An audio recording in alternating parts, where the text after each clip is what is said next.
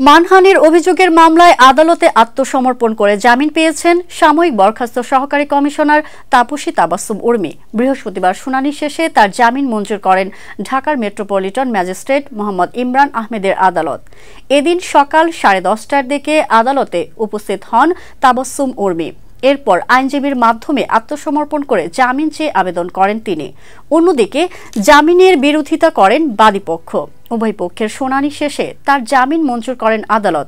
এর আগে গত 6 অক্টোবর অন্তর্বর্তী সরকারের প্রধান উপদেষ্টা ড মোহাম্মদ ইউনূসকে নিয়ে ফেসবুকে পোস্ট দেয়ায় তাবাসসুম উর্মিকে বিশেষ ভারপ্রাপ্ত কর্মকর্তা করে জনপ্রশাসন মন্ত্রণালয়ে বদলি করা হয়। পরে 7 অক্টোবর তাকে সাময়িক বরখাস্ত করা হয়। তার বিরুদ্ধে চাকরি বিধি অনুযায়ী প্রশাসনিক ব্যবস্থা নেওয়ায় প্রক্রিয়াও শুরু হয়। জনপ্রশাসন মন্ত্রণালয়ের জনসংযোগ কর্মকর্তার পক্ষ থেকে এ তথ্য জানানো হয়। 8 অক্টোবর শহীদ আবু সাহিদ সহ অন্য শহীদদের নিয়ে বিরূপ মন্তব্যের অভিযোগে তার বিরুদ্ধে ঢাকার আদালতে মানহানির মামলার আবেদন করেন গণ অধিকার পরিষদের উচ্চতর পরিষদ সদস্য ও গণমাধ্যম সমন্বয়ক আবু হানিফ।